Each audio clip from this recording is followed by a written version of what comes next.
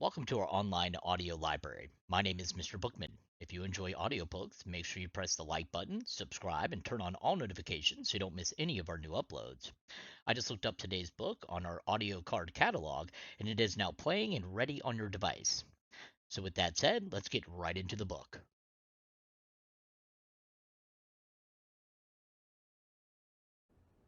The Starving Millionaire by S. Mukerji.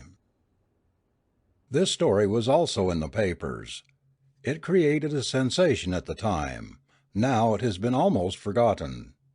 The story shows that black art with all its mysteries is not a thing of the past. This is what happened. There was a certain rich European contractor in the central provinces of India. Let us call him Anderson. He used to supply stone ballast to the railway companies, and had been doing this business for over a quarter of a century. He had accumulated wealth, and was a multimillionaire, and one of the richest men in his part of the country. The district which he made his headquarters was a large one. It was a second-class military station, and there were 2 European regiments and 1 Indian regiment in that station. Necessarily there was a number of European military officers besides a number of civil and executive officers in that station. On a certain June morning, which is a very hot month in India, an Indian fakir came into the compound of Mr. Anderson, begging for alms. Mr. Anderson and his wife were sitting in the veranda drinking their morning tea. It had been a very hot night, and there being no electricity in this particular station, Mr. Anderson had to depend on the sleepy punkah coolie. The punkah coolie on this particular night was more sleepy than usual, and so Mr. Anderson had passed a very sleepless night indeed. He was in a very bad temper.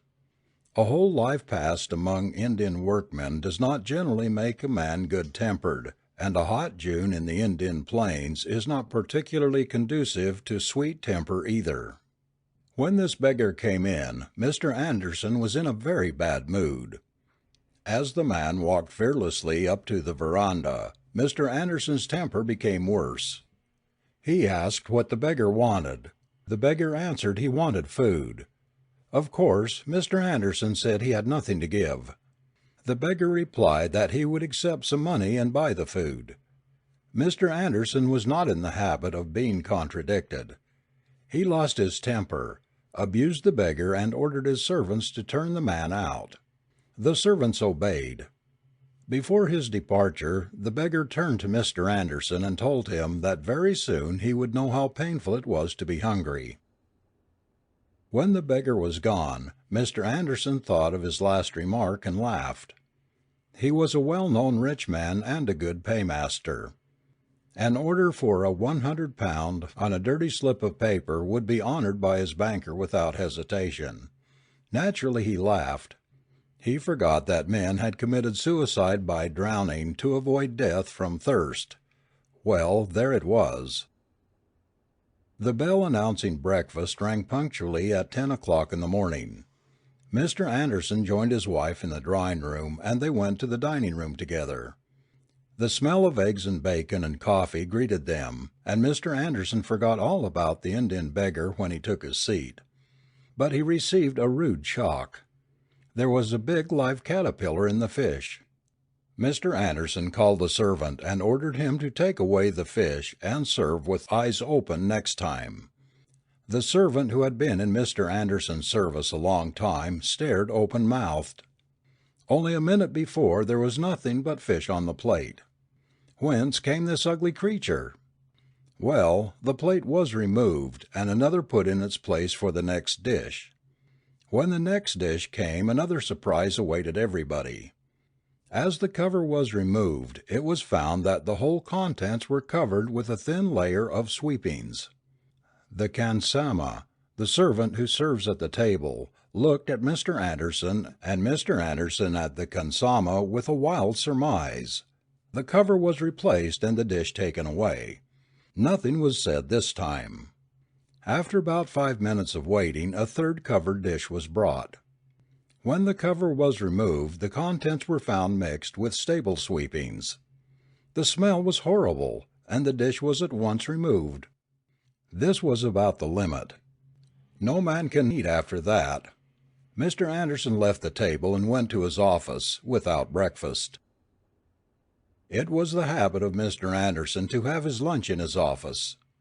A khansama used to take a tiffin basket to the office, and there, in his private room, Mr. Anderson ate his lunch punctually at 2 p.m. Today he expected his tiffin early. He thought that though he had left no instructions himself, the khansama would have had the sense to remember that he had gone to the office without breakfast. And so Mr. Anderson expected a lunch heavier than usual and earlier too. But it was 2 o'clock and the servant had not arrived. Mr. Anderson was a man of particular regular habits.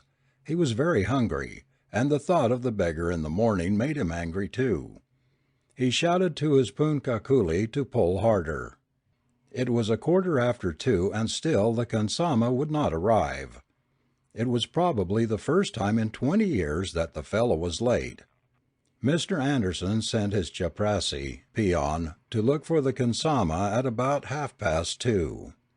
A couple of minutes after the chaprassi's departure, Mr. Atkins, the collector of the district, was announced. A collector is generally a district magistrate also, and in the central provinces he is called a deputy commissioner. He is one of the principal officers in the district. In this particular district of which I am speaking, there are two principal government officers. The divisional judge was the head of the civil administration as well as the person who tried the murderers and all other big offenders who deserved more than 7 years' imprisonment. He was a Bengal Brahmin. Mr. Atkins was the collector, or rather the deputy commissioner. He was the executive head of the district. He was also the district magistrate. Mr. Atkins came in and thus explained a sad incident which Mr. Anderson's khansama had met with. As I was passing along the road in my motor car, your young man came in the way and was knocked down. The man is hurt, but not badly. He had been carrying a tiffin basket which was also knocked down, as a matter of course, and the car having passed over it, everything the basket contained in the shape of china was smashed up. The man has been taken to the hospital by myself in an unconscious condition, but the doctor says there is nothing very serious, and he will be all right in a couple of days. Now Mr. Atkins was a great friend of Mr. Anderson. They had known each other ever since Mr. Atkins' arrival in India as a young member of the civil service. That was over 20 years ago. He had at first been in that district for over 7 years as an assistant commissioner, and this time he was there for over 3 years as a deputy commissioner. But Mr. Anderson was very hungry. The story of Mr. Atkins had given him the second shock since the morning. He therefore used language which no gentleman should have done, and with great vehemence threatened to prosecute Mr. Atkins for rash driving, etc.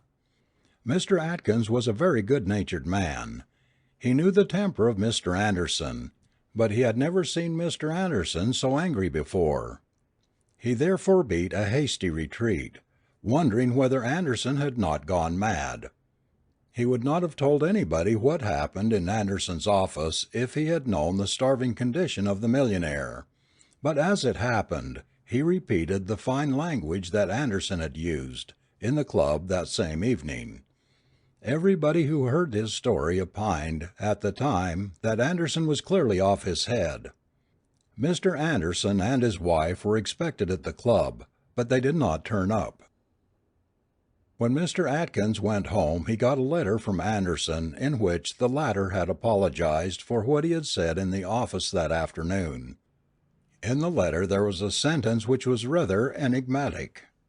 "If you know what I'm suffering from, Atkins, you will be sorry for me, not angry with me. I pray to God you may not suffer such." The letter had evidently been written in great haste, and had not been revised. Mr. Atkins did not quite understand the matter, and he intended to look up Anderson the first thing next morning. Mr. Atkins thought that Anderson had lost some of his money. He knew that Anderson never speculated. Still he might have suffered a heavy loss in one of his contracts. He telephoned to Mr. Anderson at his house, but was informed by one of the servants that the master had gone out in his motor car at 6 in the evening and was not back. Now let's see what happened to Mr. Anderson after he left his office at about 4 in the afternoon. He went home and expected some tea, but no tea arrived, though it was 6. The khansama was in the hospital.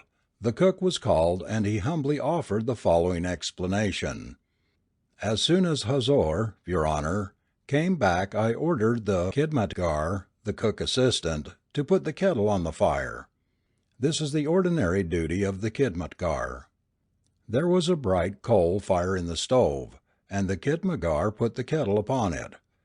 The kettle should have boiled within 5 minutes, but it did not. Your humble servant went to investigate the cause, and found there was no water in the kettle. We put in some, but the kettle had in the meantime become nearly red hot. As soon as it came into contact with the cold water, it burst like a bomb. Fortunately, nobody was hurt. There was, of course, a saucepan to heat some water in, but the cold water had got on to the stove and extinguished it. It would be another half an hour before tea was ready, he added. Mr. Anderson now realized that it was not the fault of the servants, but the curse of the Indian fakir. So with a sad smile he ordered his motor car, and thought that he and his wife had better try the railway refreshment rooms. When his chauffeur was going to start the engine, Mr. Anderson expected that there would be a backfire and the chauffeur would have a dislocated wrist. But there was no accident. The engine started as smoothly as it had never done before. Mr. and Mrs. Anderson went to the railway refreshment rooms. There they were informed that no tea was available. A dead rat had been found under one of the tables in the first-class refreshment room, and as plague cases had been reported earlier in the week, the station master had ordered the rooms to be closed till they had been thoroughly disinfected. The whole staff of waiters with all the preserved meat and oilmen's stores had been sent by special train to the next station, so that the railway passengers might not be inconvenienced. The next station was 8 miles off, and there was no road for a motor car. "I had expected as much," said Mr. Anderson bitterly, as he left the railway station. "I would go to Captain Fraser and beg for some dinner. He is the only man who has got a family here, and will be able to accommodate us," he said to his wife, and so they started off a 5-mile run to the cantonments. There was some trouble with the car on the way, and they were detained for about an hour, and it was actually 8:30 in the evening when the Andersons reached Captain Fraser's place. Why, instead of going home from the railway station, Mr. Anderson went to Captain Fraser's place himself, could not tell. When the Andersons reached Captain Fraser's place at 8:30 in the evening, Mr. and Mrs. Fraser had not come back from the club, but they were expected every minute. It was in fact 9 when the captain and his wife turned up in a hackney carriage. They were surprised to see the Andersons. They had heard the story told by Atkins at the club. Anderson gave them his version. Of course, Captain Fraser asked them to stay to dinner. He said, "I am very sorry I am late, but it couldn't be helped. When returning from the club, my horse was alarmed at something. The coachman lost control and there was a disaster. But thank God, nobody is seriously hurt." Their carriage had, however, been so badly damaged that they had to get a hackney carriage to bring them home. In India, especially in June, they are not particular about the dress. So Captain Fraser said they would sit down to dinner at once, and at 9:15 they all went in to dine. The khansama stared at the uninvited guests. He knew that something had gone wrong with Anderson Sahib. The soup was the first thing brought in, and the trouble began as soon as it came. Captain Fraser's khansama was an old hand at his business, but somehow he made a mess of things. He got so nervous about what he himself could not explain that he upset a full plate of soup that he had brought for Mr. Anderson, not exactly on his head, but on his left ear. Well, the reader would understand the situation. There was a plateful of hot soup on Mr. Anderson's left ear.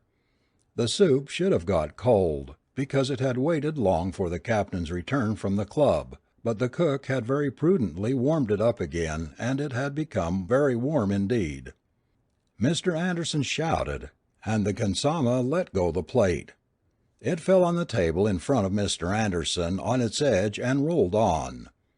Next to Mr. Anderson was Mrs. Fraser, and there was a glass of iced water in front of her.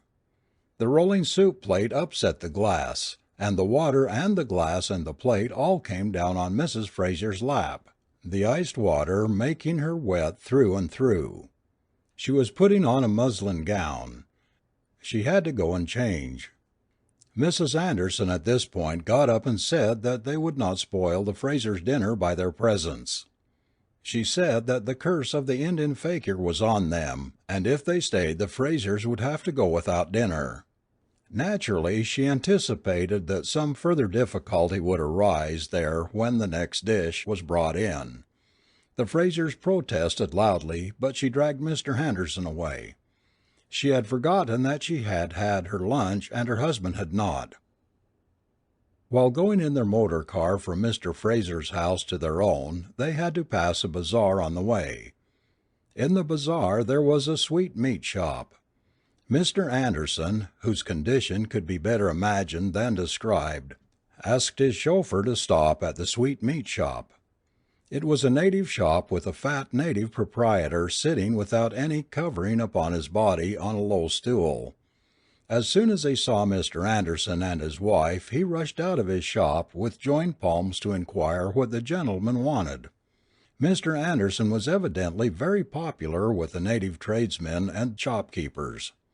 This shopkeeper had special reason to know Mr. Anderson, as it was the latter's custom to give a dinner to all his native workmen on Her Majesty's birthday, and this particular sweetmeat vendor used to get the contract for the catering.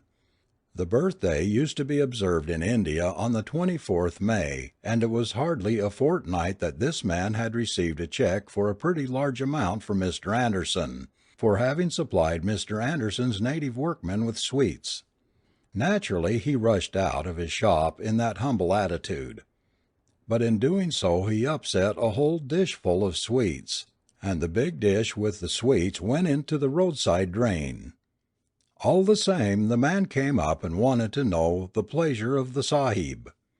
Mr. Anderson told him that he was very hungry and wanted something to eat. "Certainly, Huzoor," said the Halwai Indian confectioner, and fussily rushed in.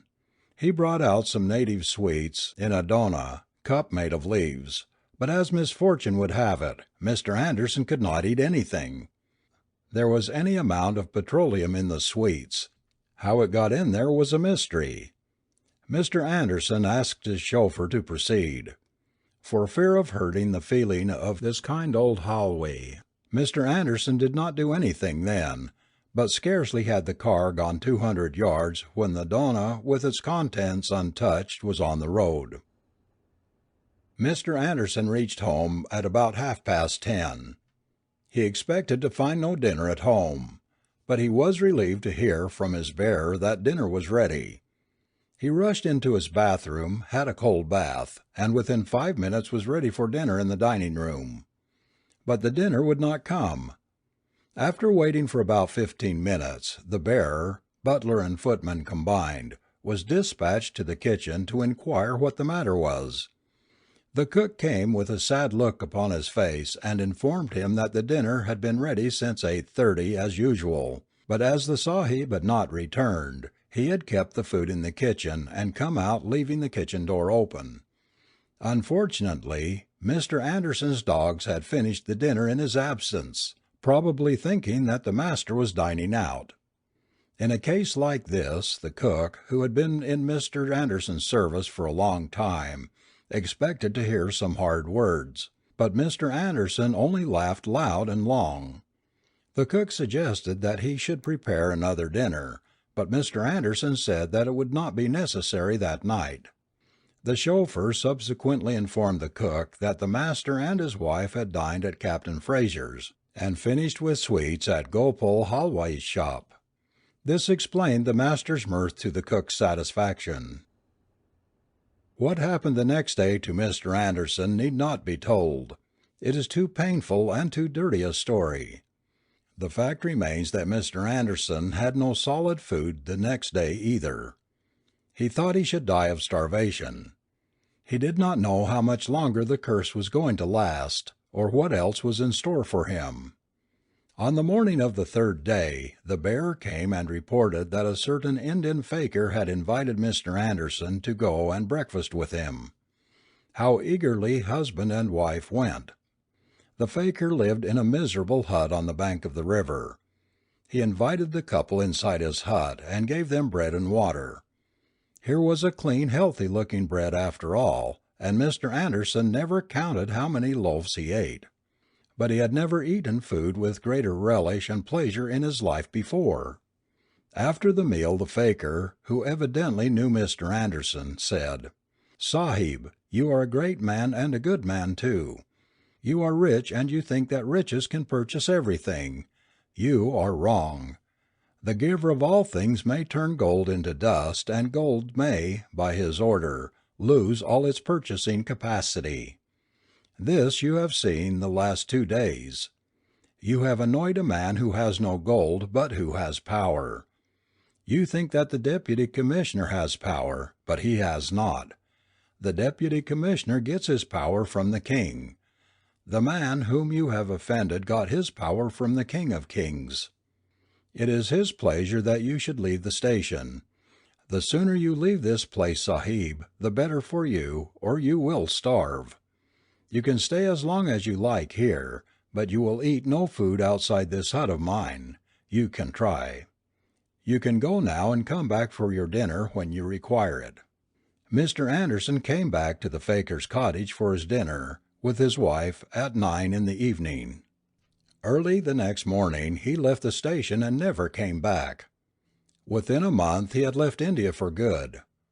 The hospitable gentleman of the station who had asked Mr. and Mrs. Anderson to have a meal with him will never forget the occasion. This story, though it reads like a fairy tale, is nevertheless true. All the European gentlemen of J knew it, and if any one of them happens to read these pages he will be able to certify that every detail is correct. In this connection it will not be out of place to mention some of the strange things of the once famous Hassan Khan, the black artist of Calcutta. 50 years ago there was not an adult in Calcutta who did not know his name, and had not seen, or at least heard, of his marvelous feats. I have heard any number of wonderful stories, but I shall mention only 2 here which, though evidently not free from exaggeration, will give an idea of what the people came to regard him as capable of achieving, and also of the powers and attributes which he used to arrogate to himself. What happened was this.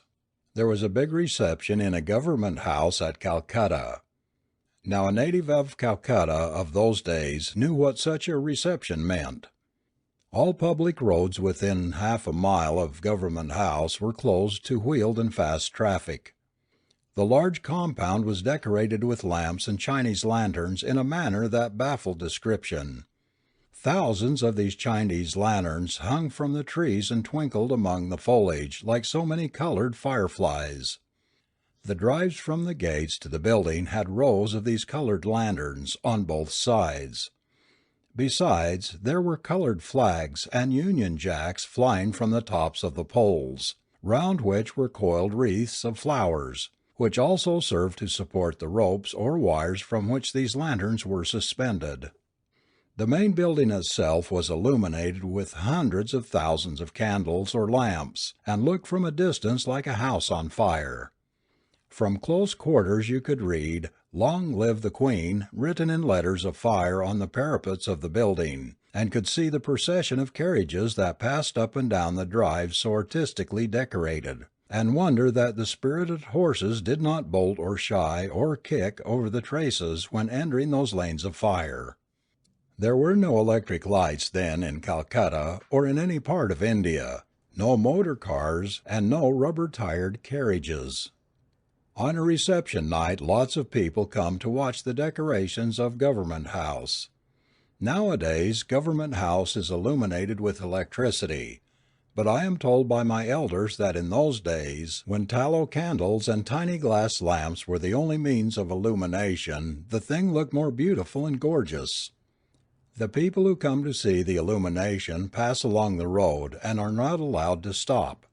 The law is that they must walk on, and if a young child stops for more than a half a minute, his guardian, friend, nurse or companion is at once reminded by the policeman on duty that he or she must walk on. And these policemen of Calcutta, unlike the policemen of London, are not at all courteous in their manner or speech. So it happened on a certain reception night that Hassan Khan, the black artist, went to see the decorations, and while lingering on the road was rudely told by the policeman on duty to get away. Ordinarily Hassan Khan was a man of placid disposition and polite manners. He told the policeman that he should not have been rude to a ratepayer who had come only to enjoy the glorious sight and meant no harm. He also dropped a hint that if the head of the police department knew that a subordinate of his was insulting Hassan Khan, it would go hard with that subordinate. This infuriated the policeman, who blew his whistle, which had the effect of bringing half a dozen other constables on the spot. They then gave poor Hassan Khan a thrashing, and reported him to the inspector on duty. As chance would have it, this inspector had not heard of Hassan Khan before, so he ordered that he should be detained in custody and charged the next morning with having assaulted a public officer in the discharge of his duty. The inspector also received a warning, but he did not listen to it. Then Hassan Khan took out a piece of paper and a pencil from his pocket, and wrote down the number of each of the 6 or 7 policemen who had taken part in beating him, and he assured everybody, a large number of persons had gathered now, present, that the constables and the inspector would be dismissed from government service within the next hour. Most of the people had not seen him before, and not knowing who he was, laughed. The inspector and the constables laughed too. After the mirth had subsided, Hassan Khan was ordered to be handcuffed and removed. When the handcuffs had been clapped on he smiled serenely and said, "I order that all the lights within a half a mile of where we are standing be put out at once." Within a couple of seconds the whole place was in darkness. The entire Government House compound, which was a mass of fire only a minute before, was in total darkness, and the street lamps had gone out too. The only light that remained was on the street lamp posts under which our friends were. The commotion at the reception could be more easily imagined than described. There was total darkness everywhere. The guests were treading literally on each other's toes, and the accidents that happened to the carriages and horses were innumerable. As good luck would have it, another police inspector who was also on duty and was on horseback came up to the only light within a circle of a half-mile radius. To him Hassan Khan said, "Go and tell your commissioner of the police that his subordinates have ill-treated Hassan Khan, and tell him that I order him to come here at once." Some laughed, others scoffed, but the inspector on horseback went, and within 10 minutes the commissioner of the Calcutta police came along with half a dozen other high officials, inquiring what the trouble was about. To them Hassan Khan told the story of the thrashing he had received, and pointed out the assailants. He then told the commissioner that if those constables and the inspector who had ordered him to be handcuffed were dismissed, on the spot, from government service, the lamps would be lighted without human assistance. To the utter surprise of everybody present, including the high officials who had come out with the commissioner of police, an order dismissing the constables and the inspector was passed and signed by the commissioner in the dim light shed by that isolated lamp. And within 1 second of the order, the entire compound of Government House was lighted up again, as if someone had switched on 1,000 electric lamps controlled by a single button. Everybody who was present there enjoyed the whole thing excessively, with the exception of the police officers who had been dismissed from service. It appeared that the commissioner of police knew a lot about Hassan Khan and his black art. How he had come to know of Hassan Khan's powers will now be related. Most of my readers have heard the name of Messrs. Hamilton and Company, jewelers of Calcutta. They are the oldest and most respectable firm of jewelers probably in the whole of India. One day Hassan Khan walked into their shop and asked to see some rings. He was shown a number of rings, but he particularly approved a cheap ring set with a single ruby. The price demanded for this ring was too much for poor honest Hassan Khan's purse, so he proposed that the jeweler should let him have the ring on loan for a month. This, of course, the jewelers refused to do, and in a most un-Englishman-like and unbusinesslike manner a young shop assistant asked him to clear out. He promptly walked out of the shop, promising to come again the next day.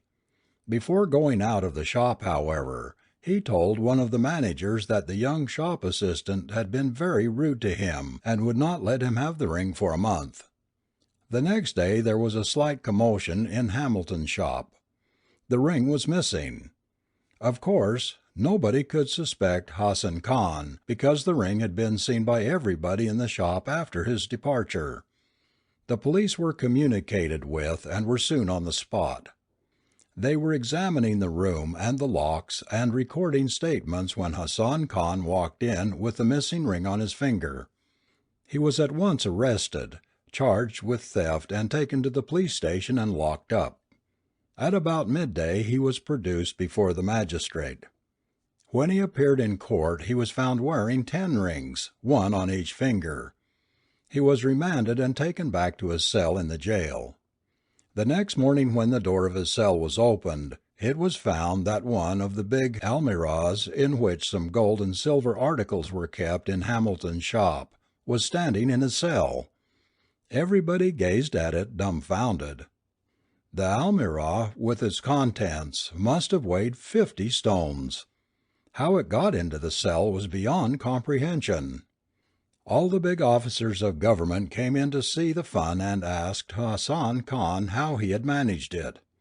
"How did you manage to get the showcase in your drawing room?" inquired Hassan Khan of each officer in reply to the question. And everybody thought that the fellow was mad. But as each officer reached home he found that one showcase, evidently from Hamilton's shop, with all its contents was standing in his drawing room. The next morning Hassan Khan gave out in clear terms that unless Messrs. Hamilton and Company withdrew the charge against him, at once they would find their safe in which were kept the extra valuable articles, at the bottom of the Bay of Bengal. The jewelers thought that prudence was the best part of valor, and the case against Hassan Khan